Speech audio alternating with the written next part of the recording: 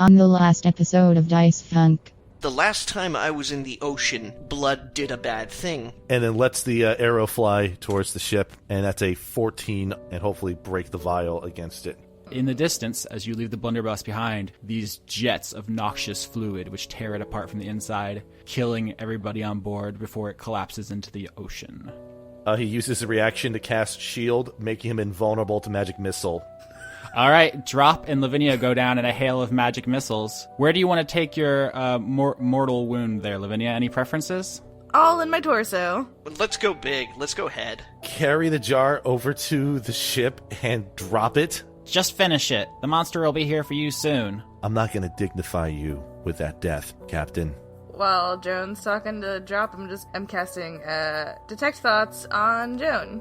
In their hearts, what they all want more than anything is to end the practice of sacrifice to dark gods. And the voice tells them, if they say those words, he will tear a hole into that plane, restore their bodies, and no one will ever need to make a sacrifice to a god as long as they live. In Drow language, they have a word for a blessing born from a sacrifice, and that word is Zavala. Joan's conclusion as, I and everyone else involved in this have to die. You also notice some whirlpools. Whatever entrances to the Underdark were on those islands for the Kuatoa must be down there, and the water's draining in and filling those tunnels and probably drowning those cities. So the island is inside of that dome? Because it's meant to be able to hold the waters if they swallow the entire planet up. I could do something to possibly get on the other side of that, but I'd be gone for at least an hour. Hey, Ziggy, do you want to come for a trip? Just put him in a headlock and go. Yeah. So Drop, Alias, Lavinia, Sildiel, and Ziggy land on an idyllic tropical beach. Find yourself at like a two-way fork, and Ziggy tells you all that's the way to Calypsia, the Drow city. This one goes to Hole in the Earth, only one guest at a time. Welch is very busy. Who wants to go in and speak with her? On the way in, I guess I'll cast Tongues. While your friend's in there, I think you guys should go wait in the library. The only person who is in this library, who's sitting in a chair, surrounded by a slowly rotating maelstrom of books and musical instruments which are playing themselves. A tiefling? Professor Chance, I presume.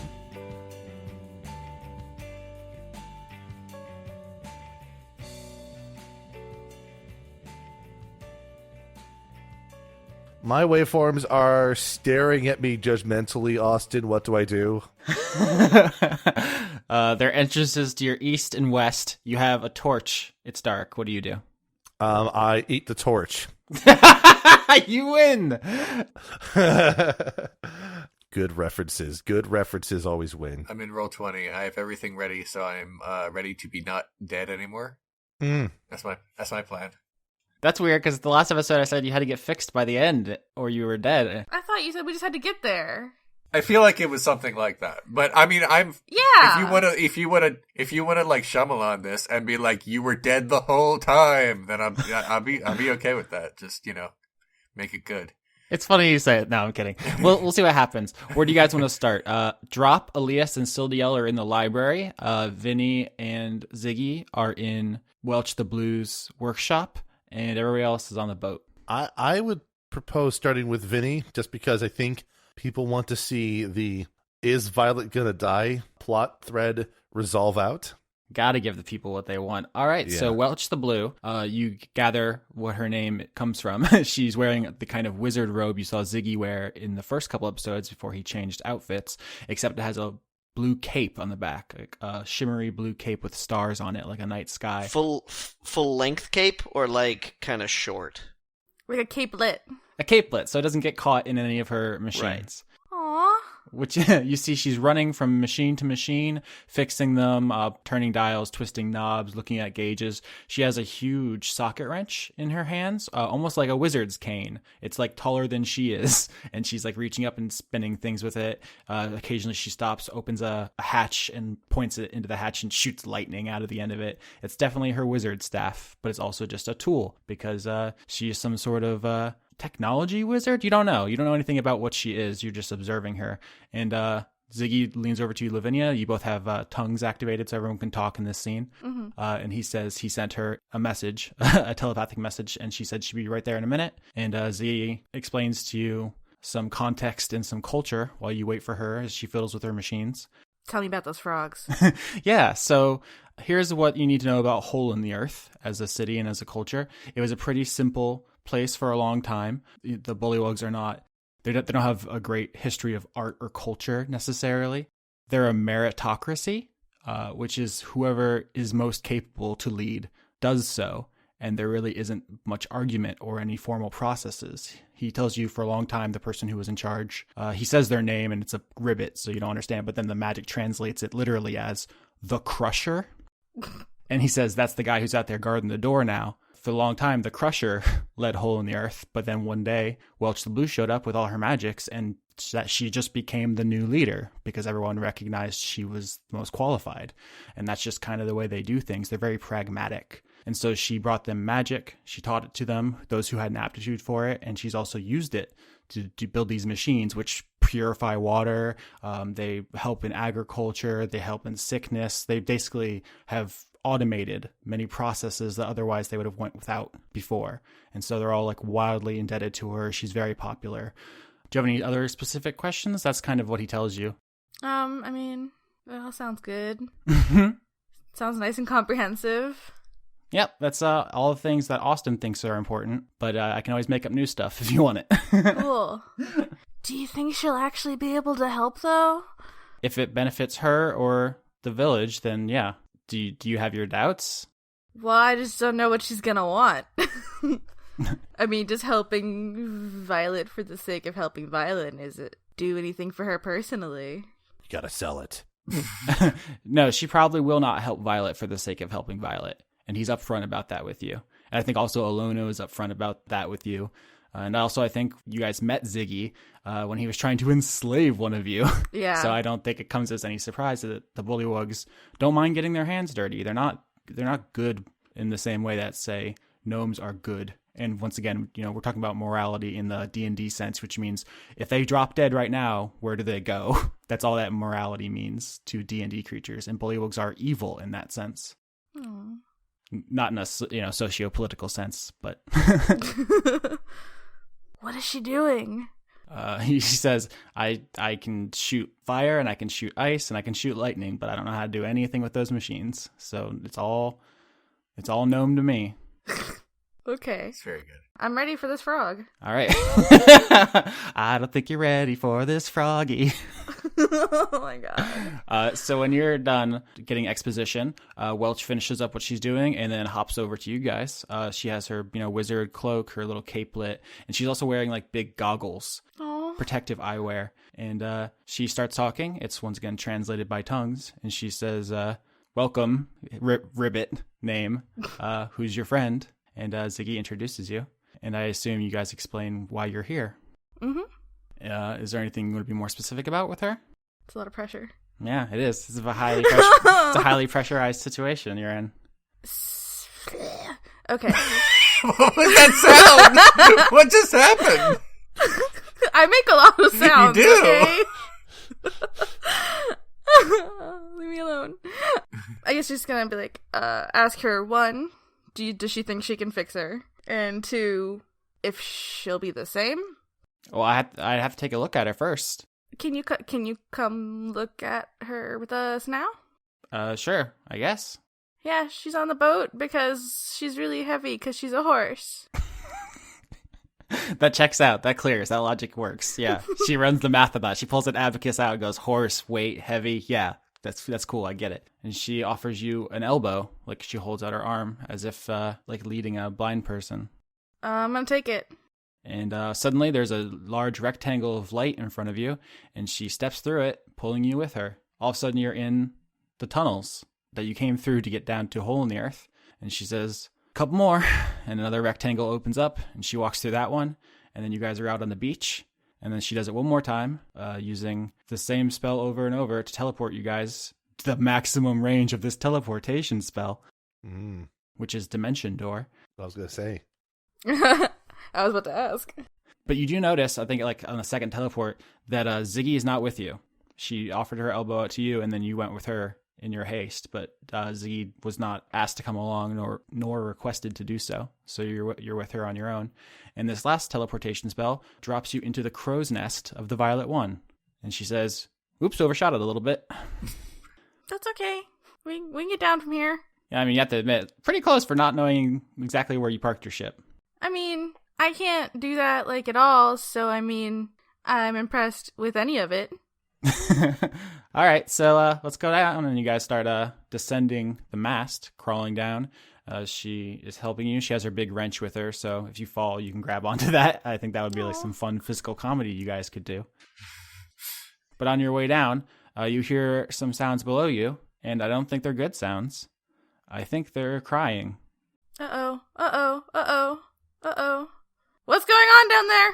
As you guys climb down, you see that there's a crowd of all of the NPCs around Violet. What's happening? Guys, I brought the chick. What's happening? She looks at you, she says, I'm a bullywug. Oh, sorry, it's a turn of phrase, ma'am. Idioms don't super translate. The crowd of people turns and looks at you, and most of them look pretty sad. I think Judy's the one crying. I don't know how birds do, but Kenkus can cry. I've declared it.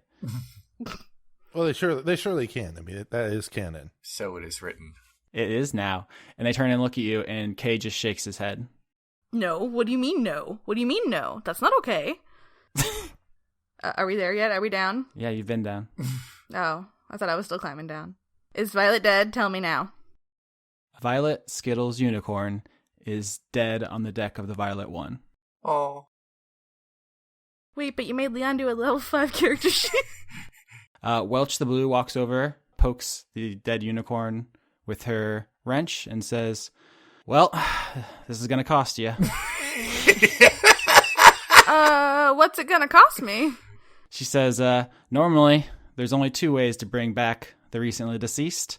You either need a very powerful priest or a very unscrupulous necromancer. Do we have any of those? Do you know where to find those? I ain't got no god, and I ain't no necromancer. But I'll tell you one thing. I got me some of that there transmutation magic, if you catch my drift. Are you catching my drift? That's a bullywug idiom. You probably don't understand. How about instead of drifting, you explain it very in depth?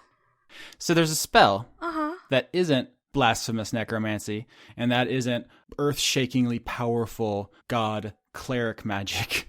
It's more of a transformation of this flesh, and just kind of popping the soul back in there. But it's not cheap in material components or my time and energy. Well, okay. What would you want in exchange for the spell? And also, what would the end, like, if you're changing her flesh, what does that mean? What are you going to turn her into? Well, sometimes it doesn't come out quite right, so I can't promise anything. But I'll aim for normal. As to the price, well, I see her horns missing. You don't happen to have it still, do you? I think we do, but Drop grabbed it. Yeah, Drop has it. Yeah, that's what I thought. Yeah, Drop and Alias both grabbed it while they were getting on the ship, so they brought it with them. Yeah, Drop, if you want to have it with you, you can say you have it. No, we can say we left it on the ship. So, yeah, Vinny, you know it's on the ship. Okay. Yes, but I think the magic might be gone out of it. I don't know how horns work. I'm not a horn scientist. No, and you're not much of a negotiator either. You probably shouldn't have told me that bit, huh? I'm not good at this. I just sing songs and cure people. Look, you seem like a sweet kid. I'm just trying to get what's fair. If you want my help, I have an offer out on the table. If not, I got a boiler to fix. I think the refrigeration's leaking. There's a lot of stuff. So. Okay. What are you gonna do with the horn? I don't know. What are you gonna do with your face? Like. Wow. Whoa. Okay. No, I'm just kidding. That was Austin. You've been really sassy with me tonight. What'd I do to you? No, it's I haven't decided. I have to look at it. I don't know what the quality of the horn is. I don't know the size. I don't know anything about it. When you do the spell, can you make her like a new horn? It obviously won't be the same, but like just for like appearance sake. I don't want to get your hopes up. Can you try? No. I'm loving this so much. Look, it's not as simple as just moving stuff around. You don't want to get a horn half in the brain. That kind of defeats the whole purpose of the spell. Okay, well, can't imagine the horn would be able to really go back on. Maybe it would, but if she's dead, she has no use for it anyway, so I guess it's better to be alive than be dead with a horn. So, I'm the only one here. So, I guess just, do the thing and you can have the horn. For the record, you're not the only one here. Everyone else is here. Yeah, I know, but you know what I mean. I'm just sure that was a very confusing statement to the other NPCs. So is that a yes? I just want to be clear. Yeah, do it. I mean, I'm gonna be honest. I think this is a pretty dope spell. I have not had a lot of chances to cast it. And definitely not on anything sapient. This is gonna be exciting. Oh, this is my great. God. Here's what I'm wondering about what's going to happen with this transmutation spell. Is Austin just going to pick the form of our destructor, or is he going to roll a die and what it lands on ends up being the thing that Violet becomes, or if it's just or what? Because I'm curious about how this spell works. Could I give her bardic inspiration too to help? I don't know if that works for that kind of spell. I don't think it's that kind of spell, my dudes. Yeah. All right. So Welch the Blue walks circles around Violet. Everyone kind of gives her space as she kind of paces, gets her angles right. She tests the ley lines in the wind, and she looks very contemplative, like she's deep in magical thought. And then she raises up her wrench staff, and after a dramatic moment of it pointed towards the sky, I think like any moment maybe like lightning will strike it or planets will come into alignment or something. But nope. She brings it down on Violet's flank with a thud and steps back. And she says, I think that'll do it.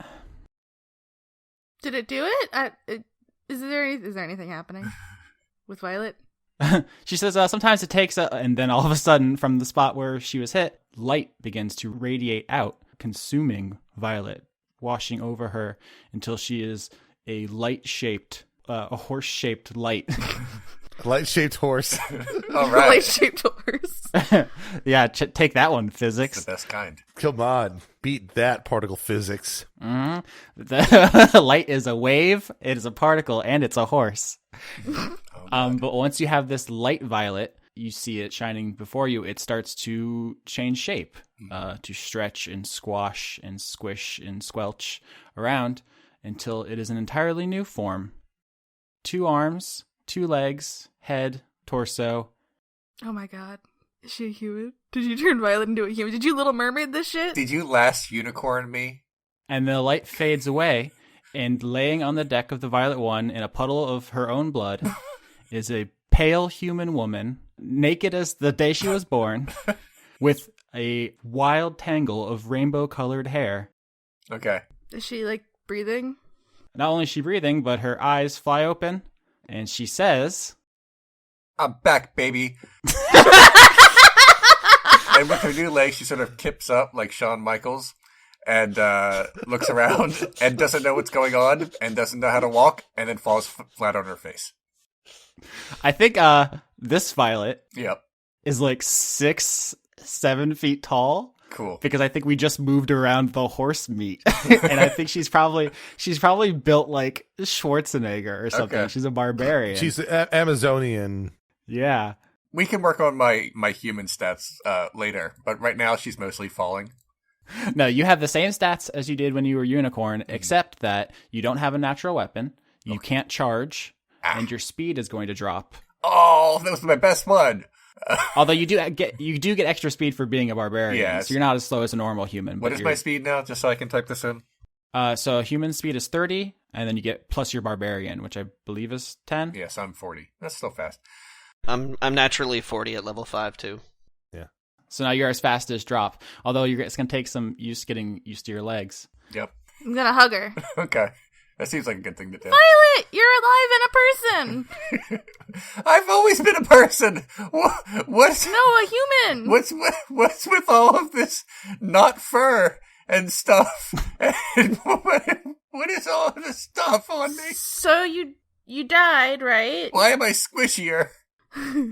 Welch like hoves into the into the frame, like from the edge, like slides in, and she's like, reincarnation, baby. And then she slides back out. Okay. Violet sort of like, not like in a very like she just ate from the tree of knowledge, notices that she's naked and says, "Can someone get me a robe? This isn't right." I don't know if there's any clothes on the Violet one that would fit this giant horse lady. Isn't there like a cloak that I wore? It'd be short, but... That was Ziggy's old wizard thing. Yeah, if you want to make like, what is it called? Like a sarong or something out of it? Yeah. Whatever just hides my shame. I did it. I did it. It's done. It's been done. Okay. Vinny gives you her change of clothing and Ziggy's wizard cloak for you to make yourself decent. And while she's getting dressed, Vinny's gonna hug Welch. So part of me was thinking that the artificer Welch was going to make Violet into a horse forged. That would have been just the worst thing ever. So we would have had a robot horse. That would have been brilliant.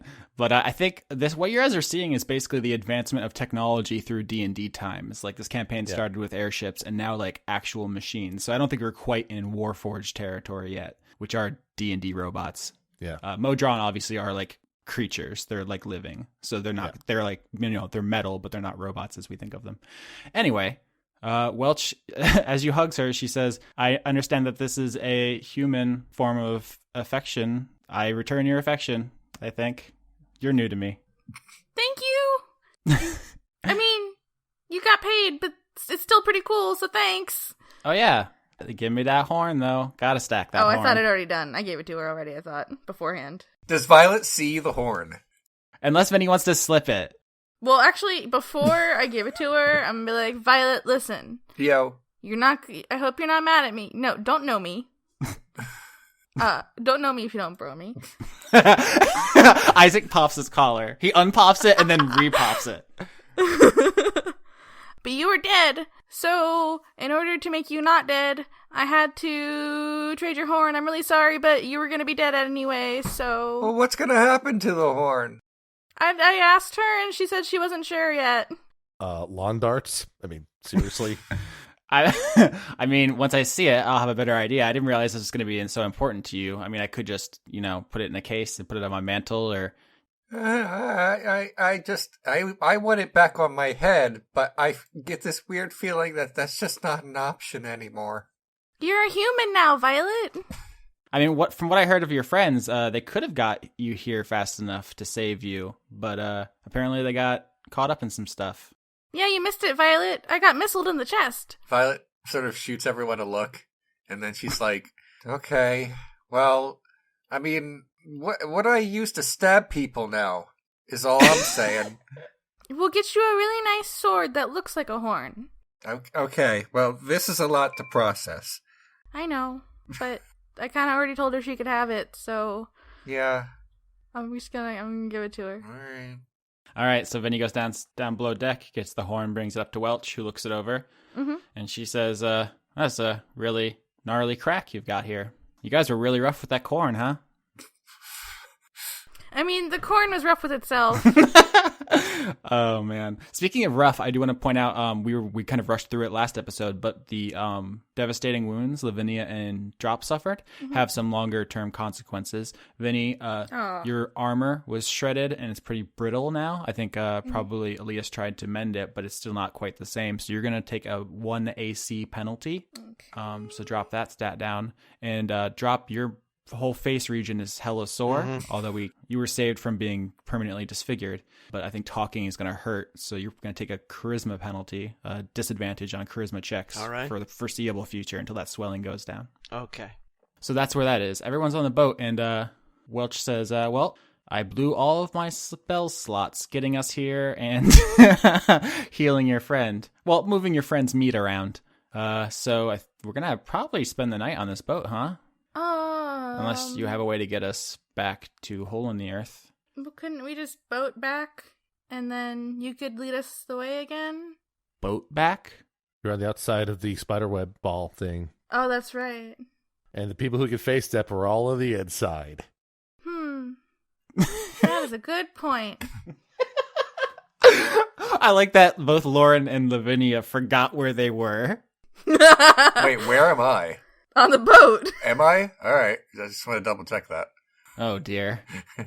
How does your special messagey... Do you have a message spell? Yeah, I can send messages. I have sending. What do you need? Can you just tell Ziggy to tell the rest of the group that we'll be there later, but we're stuck on the boat for a little bit, and that Violet is okay? Yep, I can do that. Thank you. In the meantime, you guys got any fish? Got a mighty powerful hankering for some fish. Guys, do we have any fish?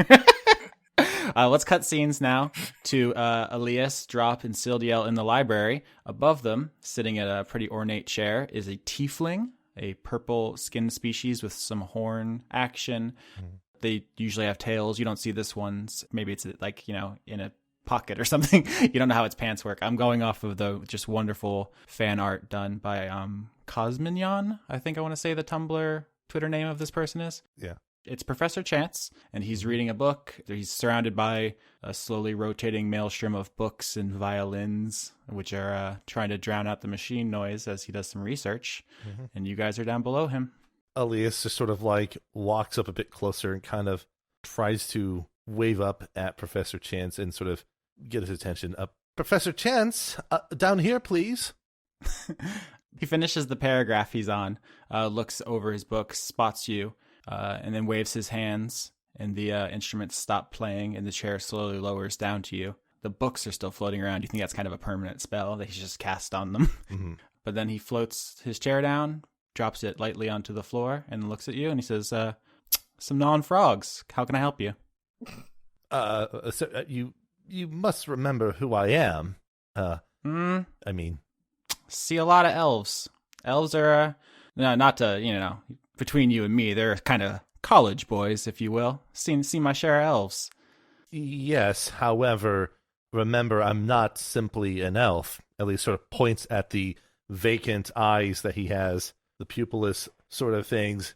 It's like, we met back near the Ragged Woods in Spira. Oh, shucks. Well, yeah, I remember you. You gave me, let me see here, Wheels Within Wheels, I think it was? Yes, traded that for a ticket that got me onto a ship, which was hijacked by pirates, which has led me to a number of locations as a result, partially, among other things, in an effort to get that book back. Sounds like you bought a ticket for adventure, son.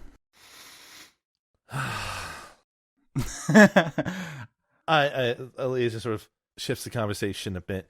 In either case, I should ask you, why were you interested in that particular book? Is there something about portals that you're specifically investigating? I mean, everything I told you was true. I'm a planar scholar.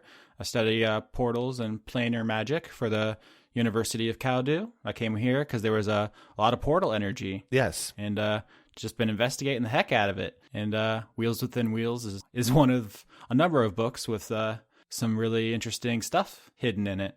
I understand the portal energy now more than before, as back then I merely thought it was about, well, me getting over into this plane from the Feywild through a temporal intersection between the material plane and the Feywild, but now things are much more clear about how anomalous the portal activity is around here.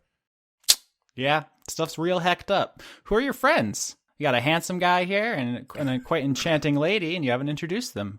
Yes, I'm sorry about that. He gives your mom a look.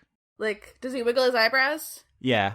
Yes, I will. Professor Chance is hitting on your mom. I'm aware of that. I'm aware of that. I just wanted to be Alias clear. is sort of like, yes, this is my friend, Drop Goodwood, and this is, well, my mother, Professor Chance. Drop waves a little too long. Enchanté. He takes Sildiel's hand like a dandy. He has like this really dapper vest on. He looks like he is an elite, for the lack of a better term. Oh, sure. Drop whispers to Alias, "Is this your uncle?" What? Alias just sort of glances, like turns, like his head. It's like Stewie from the Family Guy, like looks to Drop, and his head just sort of progressively becomes more parallel to the floor as he gives him the most awkward side stares like, you can't be serious about that question, Drop. Can you? Drop looks like he wants to say yes, but then, like, looks into Elias's eyes and starts, like, nodding slowly and says, no. I'm an Eladrin that is a tiefling. There's kind of a bit of a difference between the two. Oh, okay. Drop can't tell the difference between a purple-skinned man with horns and a really effeminate elf man. Drop's not a worldly guy. No, he's not. It's just He's like, there are me's, and then there are everyone else's. Oh, I just thought that when you got older, your skin turned purple. I'll go look at a book. Actually, Drop, it might be better if you're still around here because I'm not sure what Professor Chance is thinking. Professor Chance? I'm pretty sure I know what Professor Chance is thinking. He shoots you some finger guns. You have no idea what they mean, but you like them. And he says, no one really comes to this place. I came here, obviously, because as someone seeking powerful magics, there's no one better in the region than Welch the Blue to help with my research. But what brings you guys here? Well, among other things, getting better insight about the nature of the portals themselves, as we might have some insight as to what might have been causing them, but not a lot of great headway on how to get rid of them and possibly revert what is happening to Lorelei. Oh, you guys are on some portal stuff too? That's cool. Yes. It's a shame you didn't come here earlier. Imagine how everything could have been so much different if we had teamed up from the beginning. Yes, that would have changed things dramatically and possibly have caused more deaths in some locations and fewer in others. It's almost like other locations are somehow moving forward in time at the same time as us. You turn to the camera like you're in the office. Yes. It's almost like time is not an illusion. So he says, do you want to share what we know and stuff? Because I was trying to figure out what was behind all this portal funny business, but that I just kind of gave up on that. And now I'm trying to figure out how to get there. You know what I'm saying? Like, who cares who or what's doing it if I can just go there and stop it? Yes. Quick question. Did you happen to check out the elemental plane of Earth in the Ragged Woods while you were there? Quick answer. No. Okay. Well, that's part of what we were able to find out. Yeah, I mean, I've read the entire Elminster treatise on the elemental plane, so I feel like I have a pretty good grasp on it. Yes, that's where this came from. Alias sort of points to his bangle and the gem that's on it. He says, very fine. Yes. But not the finest thing I've seen all day. Wink, wink. Oh my god. Alias is like, cut to Alias on the side scenes like, well, I thought my mother was going to kill me when she found out that this was the person who stole my book. Now, I have a feeling that she's just going to kill him. Do you say it out loud so that she knows? No. I'm saying like this. If this was The Office and we had the side cutaway scene, that's what Elise would be saying to the camera right now. Like, Sildio looks like flattered, but also like very off-put by this dude. I think what would be great right now would be to just sit down and exchange information, and maybe, even though it may be later than perhaps you would have liked, Professor Chance, maybe we can share information and get further to the bottom of what's causing all this. I've seen one of the portals get created. Elise just sort of glance over to Drop. There's also that, Professor Chance.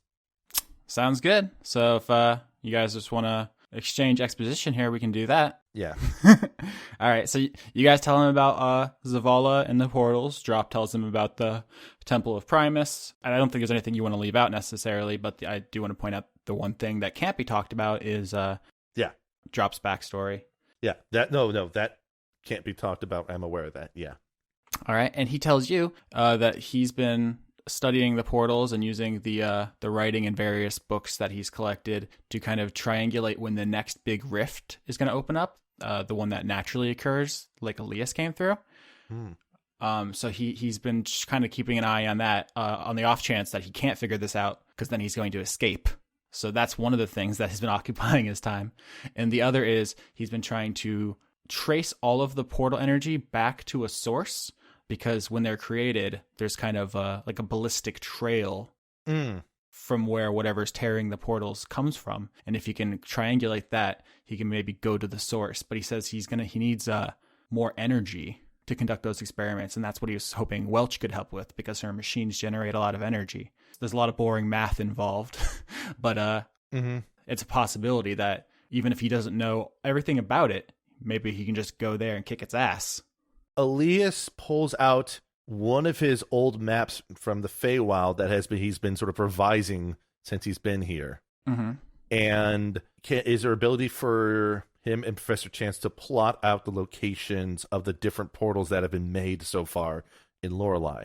So you can help him with his research, but remember, it's not on the XY axis of a map of this plane of the prime material. It's like on the Z axis of all of the planes. Oh, sure.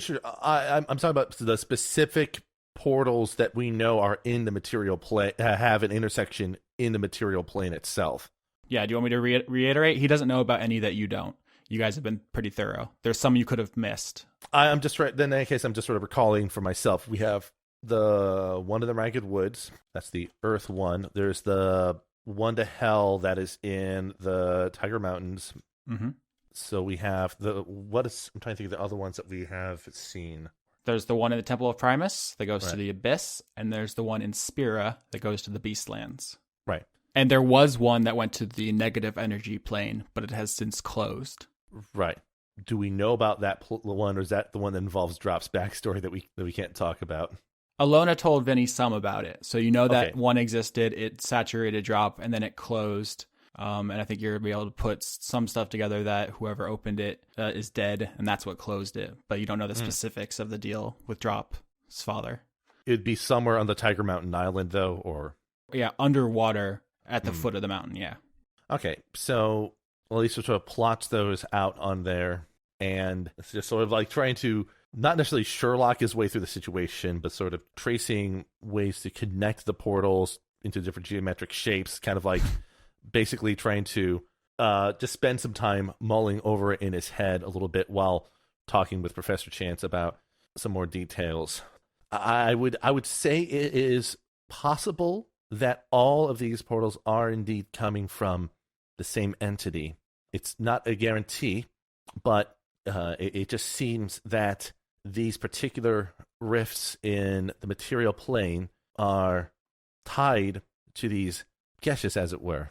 Professor Chance says, I don't know specifically any entity called Zavala, because he's heard your story. Mm-hmm. He says, but I have a collection of books about powerful deities and entities that I've been mulling over, and I was trying to figure it out. If you want to take a whack at them, they're over there.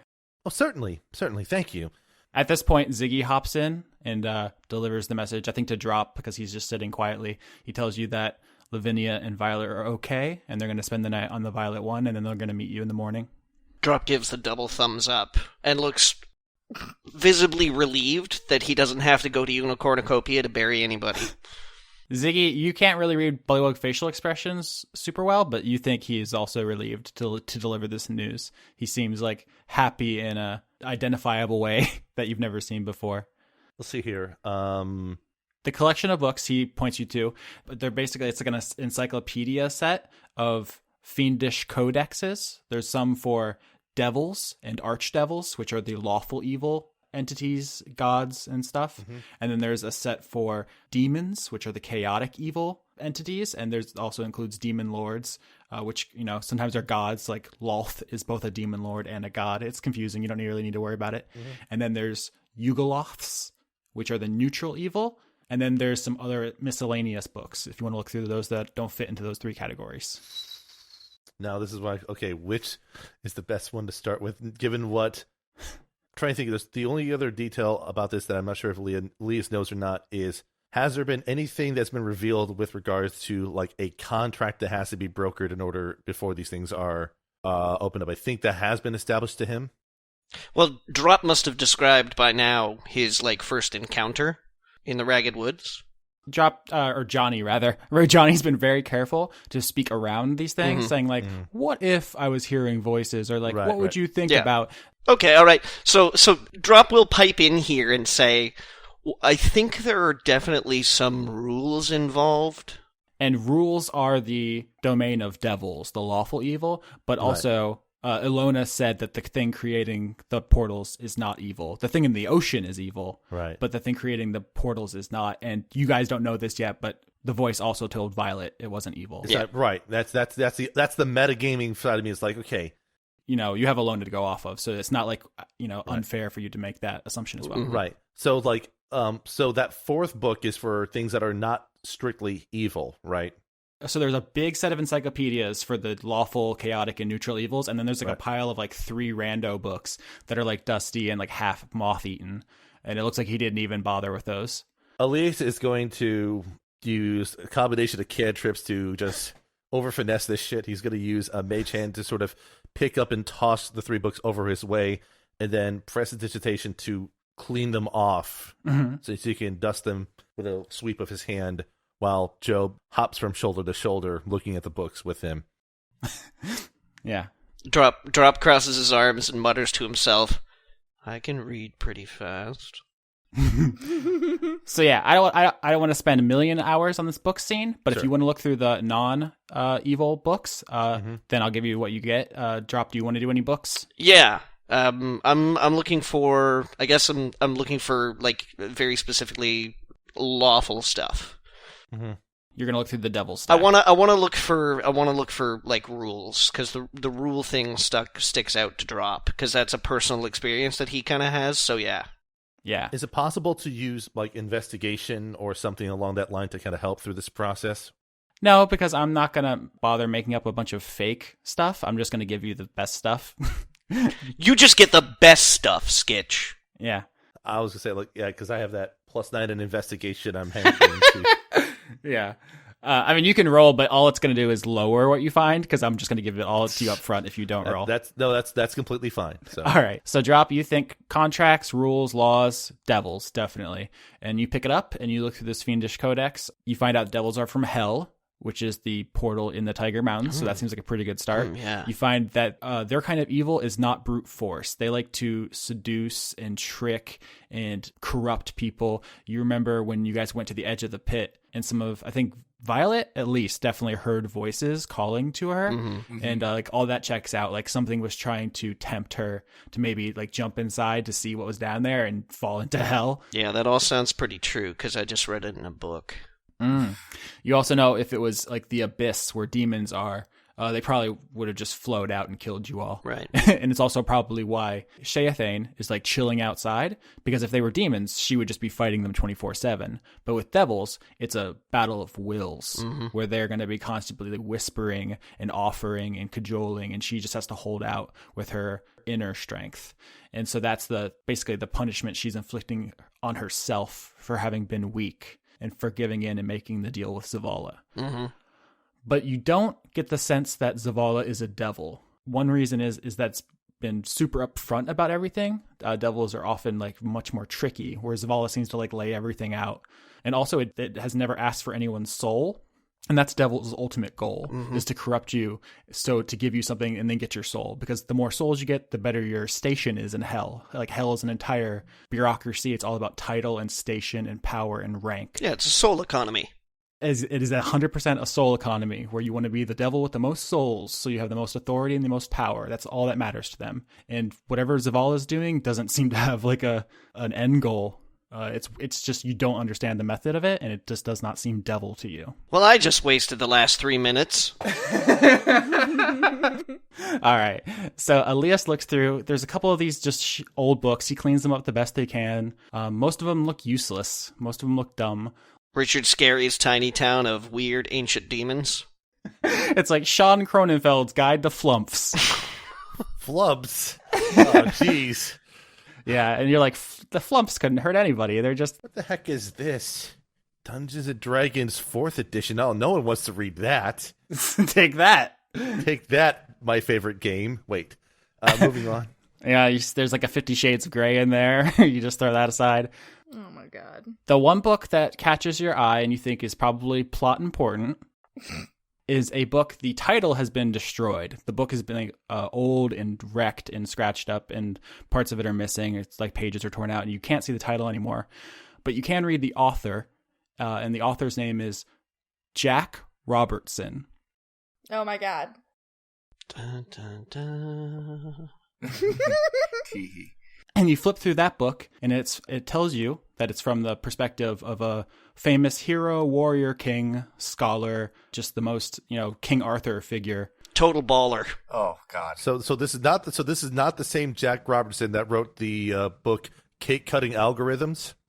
Nope, it's a much cooler Jack Robertson. Oh, Jack Robertson. But the other Jack Robertson I know is the one that wrote Fraud Examination for Managers and Auditors. But this is neither of those. Okay.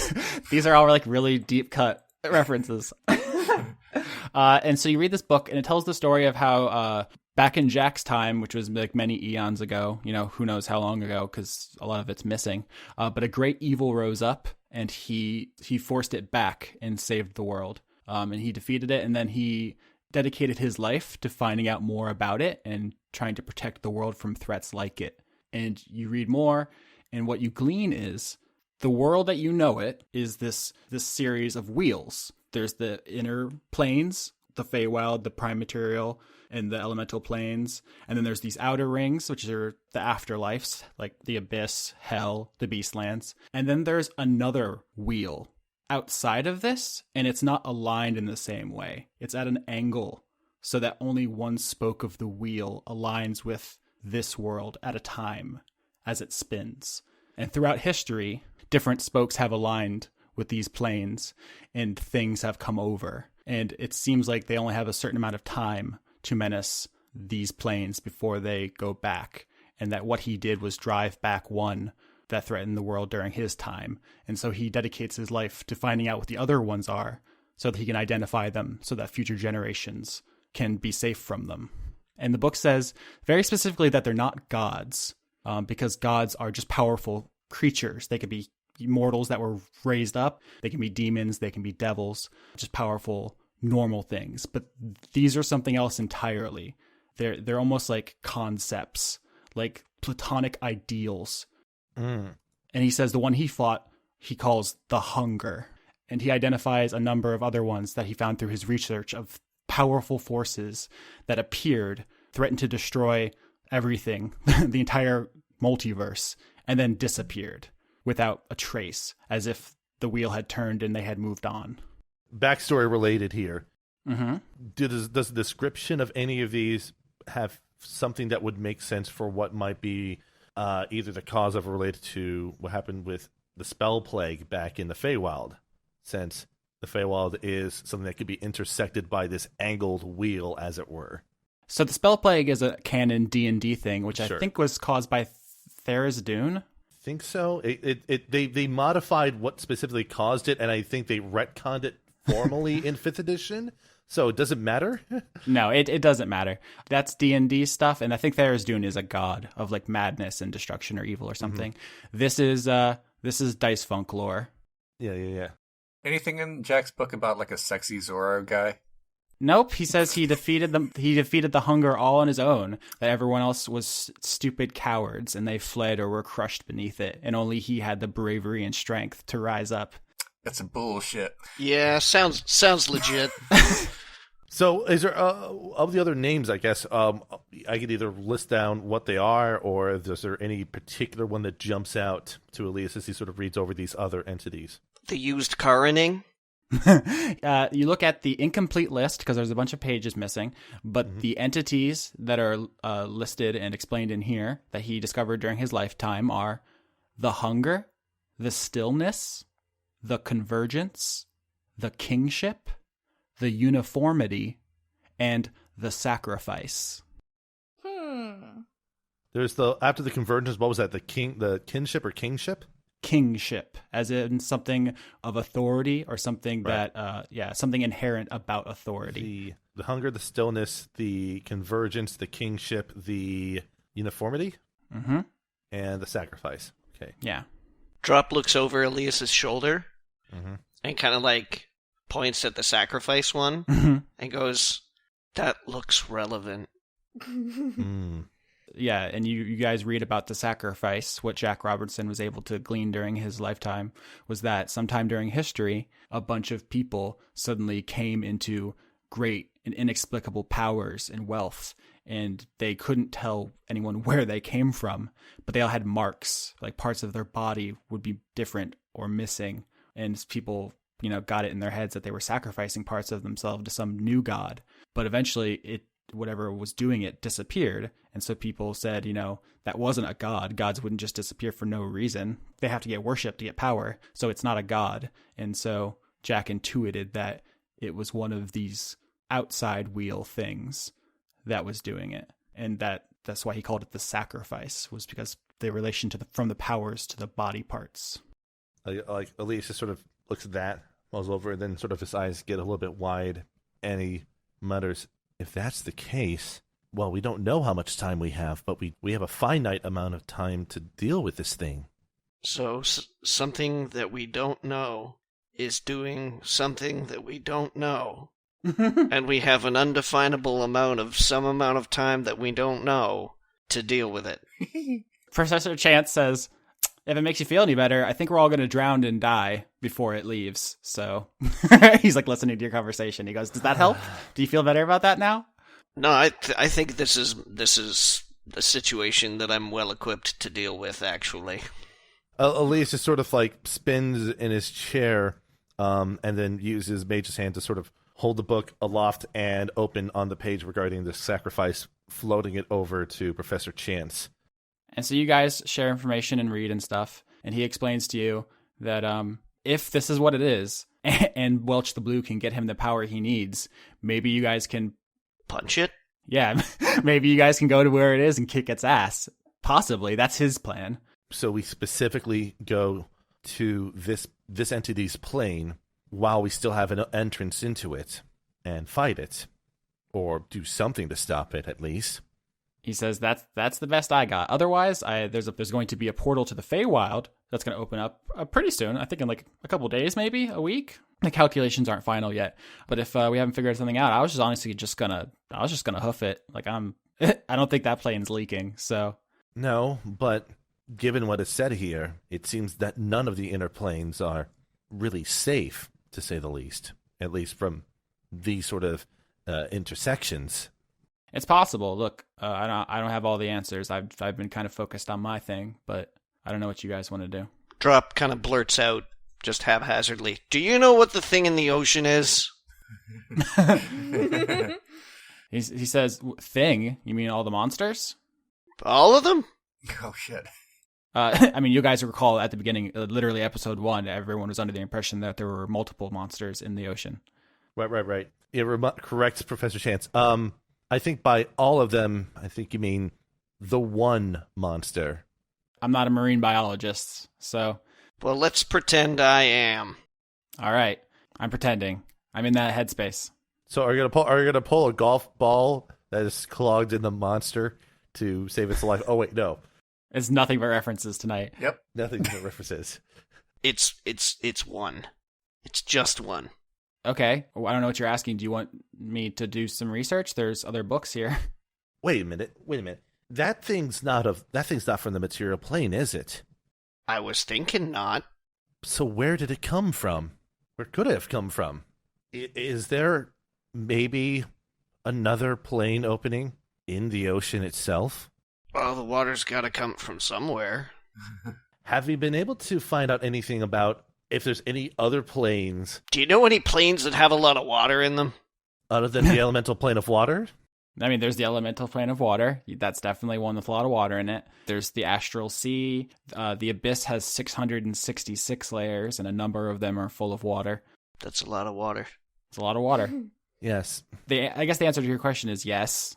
It's feasible that all the flooding could be because of an opening from one of those planes just leaking water into this one. I mean, I reckon so. Yeah, it's possible. But maybe it's also the same plane that the creature came from. We need a cork. Solve this whole fucking thing. Do you think there would be more research to do around here? Because if it's abyssal, well, I mean, we know it's evil, right? Mm-hmm. You're aware that the creature in the ocean is evil. Yeah. Mm-hmm.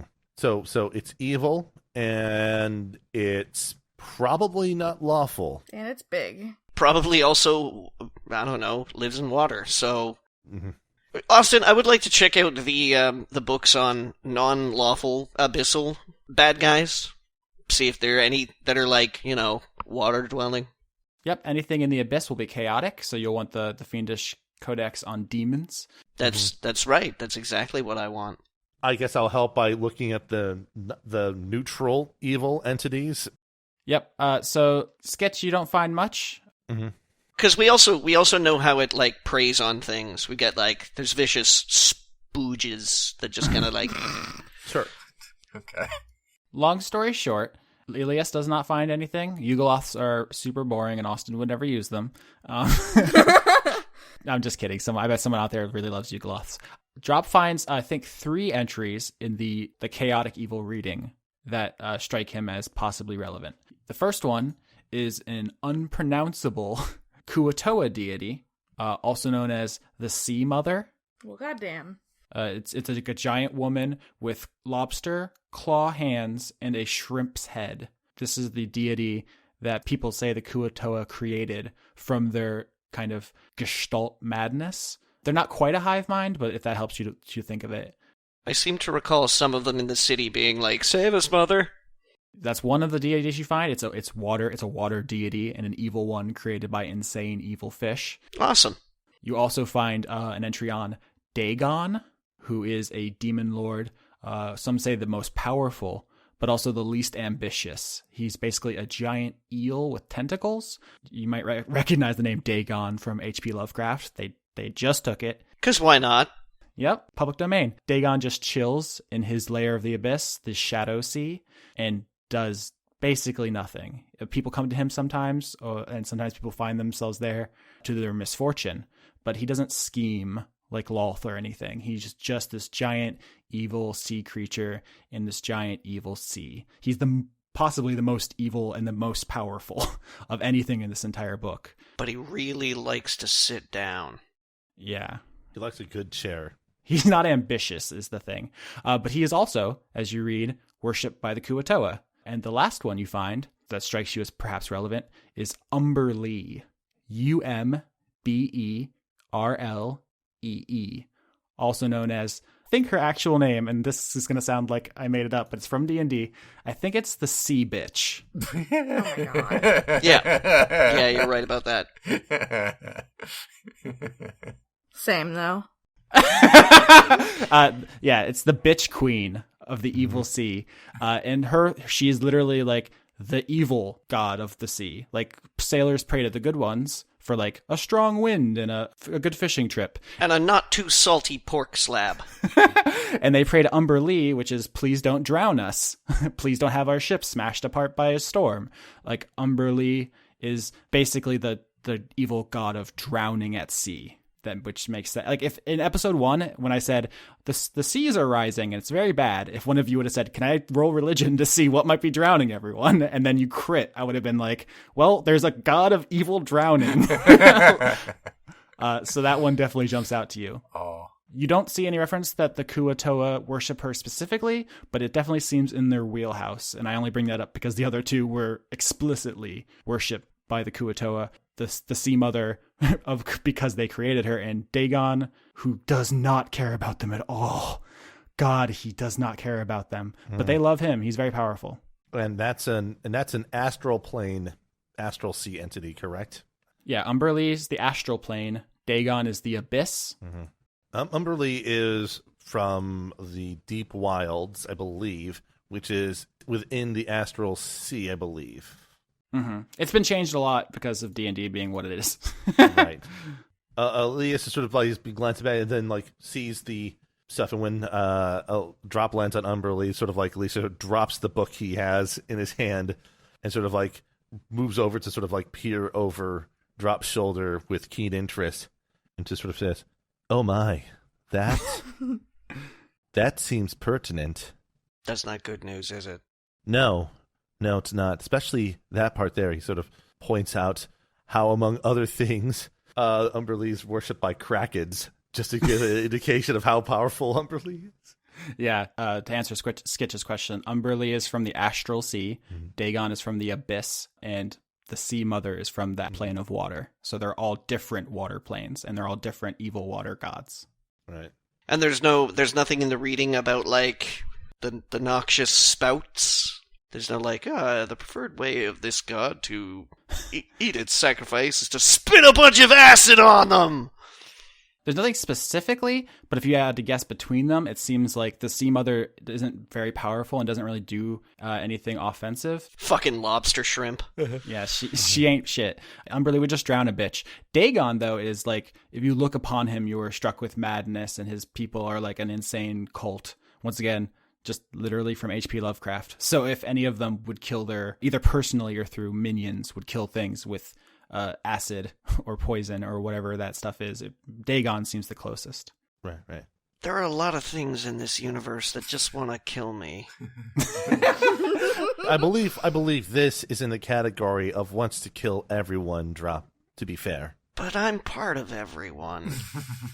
I'm just saying it's not an exclusive you. I'm at least one of them. It's an inclusive you, not an exclusive you, is all I'm saying. So you guys have done a lot of plot work today, but before we close out, I wanted to see what your next move is. Ziggy asks, are we still going to try to get this ship airborne? Because the best chance we have here of accomplishing anything on that front, seeing if the Drow have any captured gnomes from any of their airships. Well, getting airborne would allow us to more easily intercept the Blackhearts and deal with them. And as far as I can be able to infer, there would be some things we can close by confronting them. Professor? What's up? You see, you guys are having this long plot conversation, and he was just straight macking on your mom.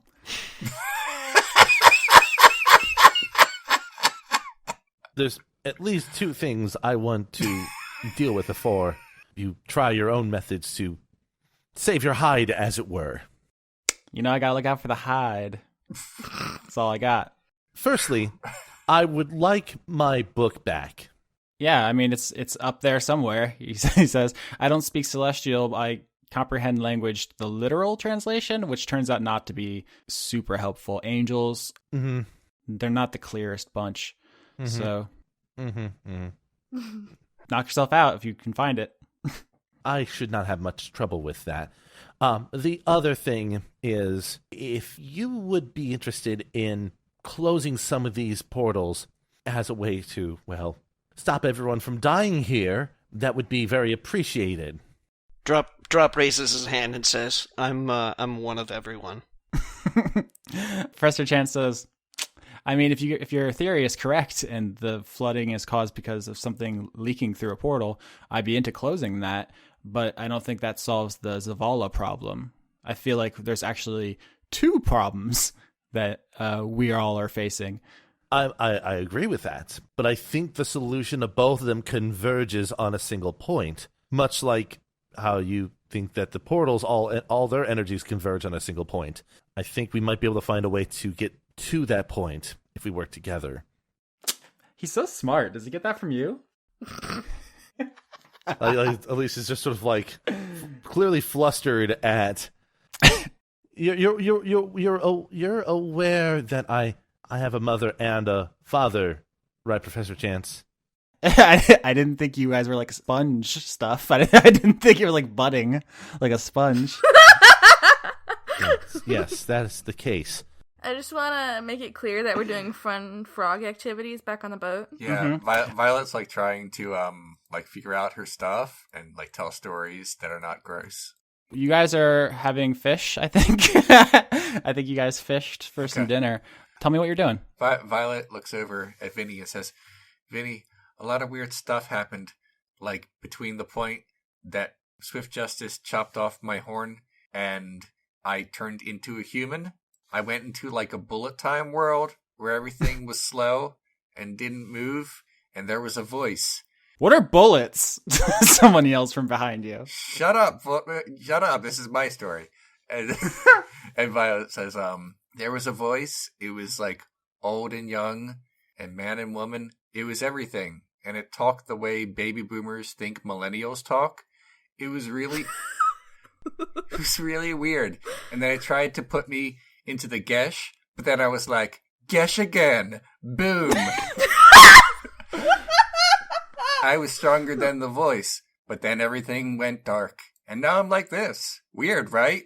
Yeah, that's an interesting story. Mm-hmm. I may have mind wiggled into Joan's mind, and I think that's the thing that is doing the thing. Oh. Yeah, pretty sure its name is Billy. We'll figure that out, though. So you guys are having fish and telling jokes, and everyone's like chilling and getting used to Violet. I think you're gonna take the time off screen to learn how to use your arms and legs. Cool. But we'll have to roll some stuff in future episodes to see if you get good at it. That's fine. But let's say you use this night so that you're not just like a drooling idiot baby next time. That sounds like a good plan. We haven't rolled much this episode. Can I get a perception check from the player characters on the Violet one? God damn it. Okay. My perception. I rolled an 11, which is not great. It is Oh bad. my god. It is bad. Never mind. But wait, what about Welch? I bet she's real perceptive. I'm not going to roll for all 8 NPCs on this ship. I'm just saying, there's some pretty perceptive people on the boat. Do you want to play D&D or? That's fair. So you guys are all carousing as the sun goes down, and it's a pretty cool little. Everyone's like jubilant. Violet's back, and not everyone loved Violet, but none of them wanted her dead, and it's pretty cool. Violet, is there anything you want to like do? Dance. All right, Violet, you're dancing up a storm, and it's really weird because you don't know how to use legs.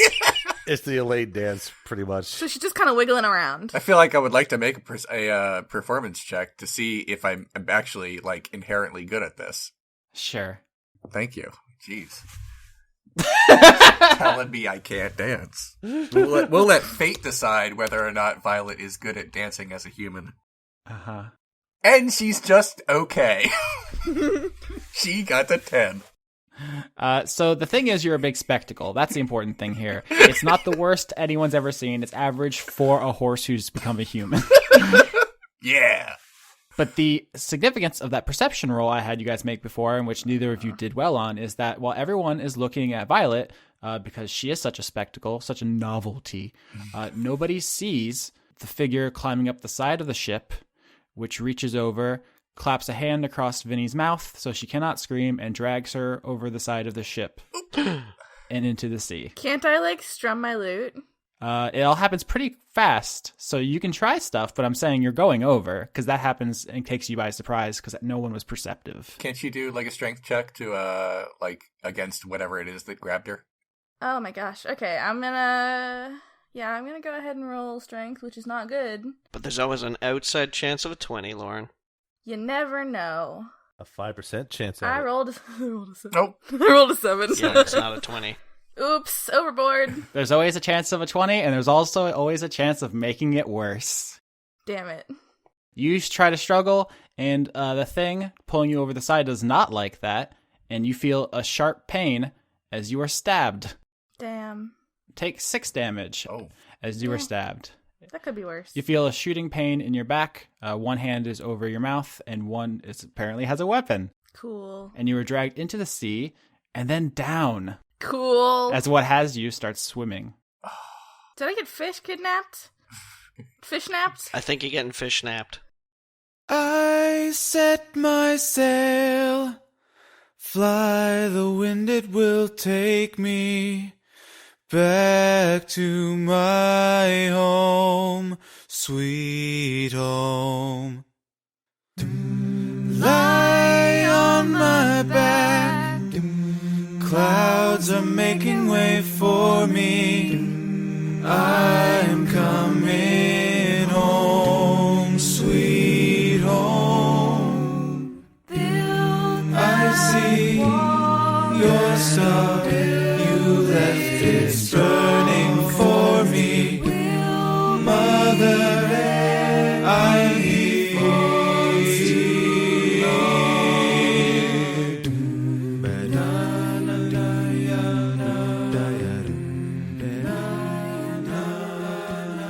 always, I'd like to thank Overclocked Remix for our theme music, which includes Tears in Rain, an arrangement of Seattle from Deus Ex Invisible War, Dream Eater Mix, an arrangement of the Lavender Town theme from Pokemon, and Ah Kid Pella, an arrangement of Setting Sail Coming Home from Bastion.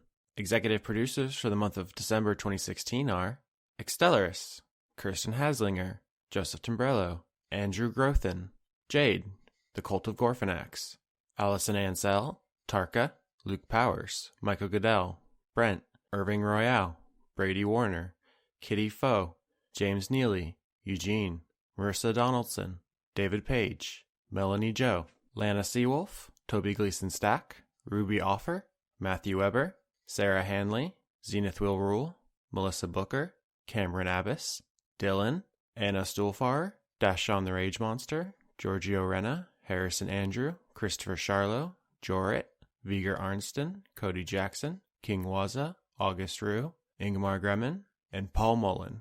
If you want to support the show directly, you can join in on this list of names at patreon.com/Austin Yorsky, or you can find Leon at patreon.com/RenegadeCut. You can also help us out by rating, commenting, liking, or subscribing to us on iTunes, Google Play, Podbean, or wherever else you found the show. But as the Christmas season approaches, consider that the greatest gift you can give us is telling your friends, family, and loved ones to listen to our dang show.